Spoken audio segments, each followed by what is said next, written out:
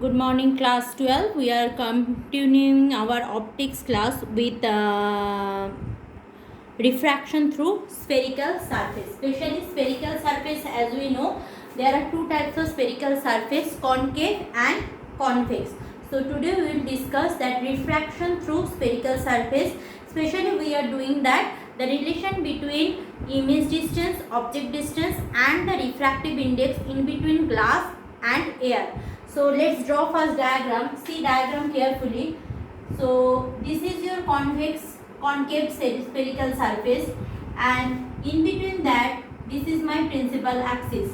This is concave spherical surface, and in between that, from the middle of that spherical surface, I am having my that principal axis. So if this one is the principal axis, obviously it should have a pole, means middle point. This is the middle point of the principal axis. So I am joining this middle point with a solid line, that will be better to observe. Acha. Now let's since it is a spherical surface, then obviously it has a center of curvature, because it's a sphere. So sphere or spherical surface, it should have a center of curvature. So if this is the sphere, so this one is the center of curvature. Clear? Now I am taking my object is here. This is my object point.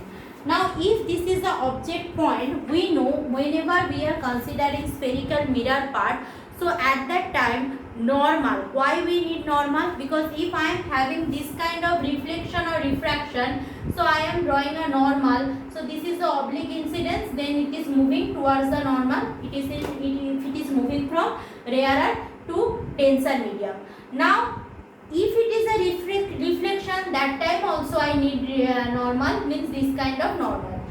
But it is a plane surface or straight line surface, or I can say this falls on a plane. But if it is a curved path means like spherical mirror or spherical lens or spherical convex portion of a glass slab. So where should be the normal? We know that radius of a circle, if this is my circle, then radius of a circle always normal to the tangent. Clear? Radius of a circle always normal to the tangent, means I can say that if the aperture of that or the curvature of the sphere is very much large, so I can say that radius of the circle is nearly normal to that any point of tangent. So if this is my spherical surface and I am taking from center of curvature this distance, so this is my normal. Clear? So I am taking, this is my radius of the spherical surface, so this one is my normal. So take this as n, the point n, I will say which one. So if this one is normal, means what? Here the refraction will be occurring, means the ray will be incident over here. So if ray is incident over here, this one is the incident ray.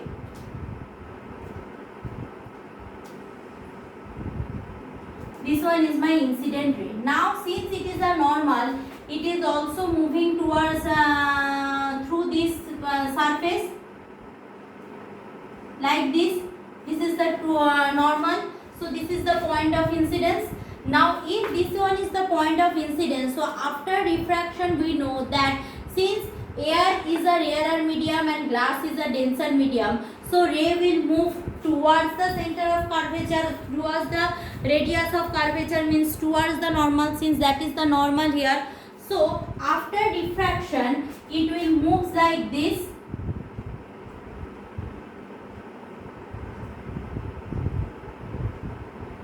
Towards normal. This is my refraction point. Clear? Now where I will see in my image. So if I elongate that refracted ray towards this direction, that will touch the principal axis here.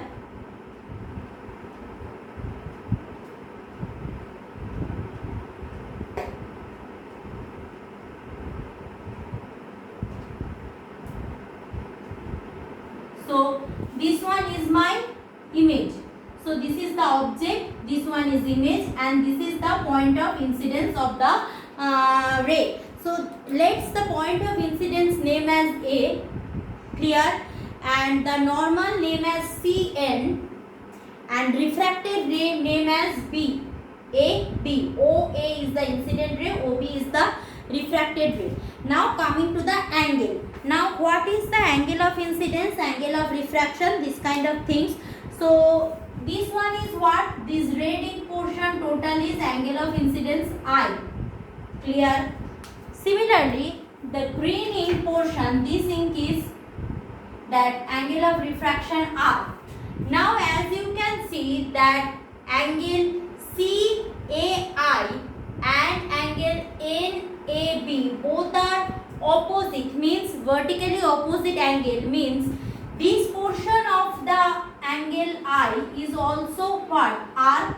Clear? That's why I have used separate angle to make you understood. Just I am zooming this camera so you can see.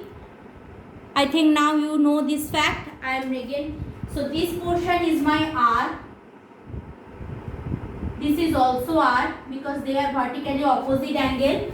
The red portion is what? I. This is the incident angle. Clear? Now I am minimizing it again. Now what is happening? Now another thing is that if a ray falls in a perpendicular incidence, means without any oblique incidence. So this is what falls normally. Ray from the object falls normally on pole, so obviously they will refract it back normally. So that's all about the picture. Now what is the thing? The incident ray makes an angle alpha with principal axis. The refracted ray makes an angle beta with principal axis. The center of curvature makes an angle, or normal makes an angle gamma with the principal axis. Why I need those? Because if I consider like this, so that our whole mathematical calculation will be little bit easier. That's why we'll continue with this.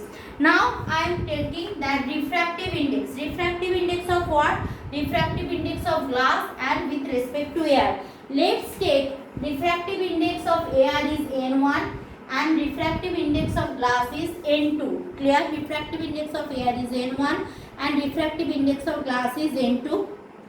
And take that CP. This one is what? Radius of curvature R.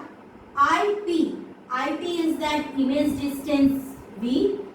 And OP is object distance U. Clear?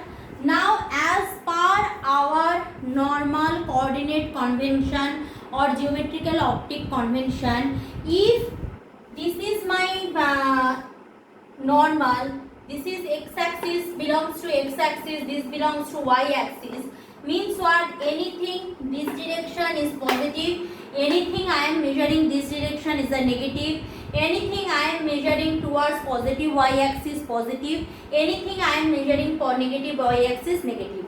Acha. Now another things I will consider, since aperture of that glass slab is very much small, means there is less amount of curvature. So what? I am drawing a normal from A on the principal axis, give name M. Why I am taking? Means just like spherical mirror, means I am considering my algebra on the point P, or I am considering my algebra on the point M. I am zooming again the camera so it will help you to understood better. Means I am considering my calculation on P or I am considering my calculation on M. Both will give me the same result. Now you can ask me, ma'am, why then you are not considering P instead of M? Because see, we are having certain predetermined assumption regarding geometry. We know that Pythagoras theorem or that triangle or right angle triangle looks like this type. This means there should be a perpendicular, there should be a hypotenuse, there should be something. So we have a predetermined things on our head. So like that, if I am drawing here or here, both continuing the same meaning, means if I am continuing with P, that time also I can take that Pythagoras theorem, and if I am continuing M, that time also I can take Pythagoras theorem, just for our assumption, better assumption.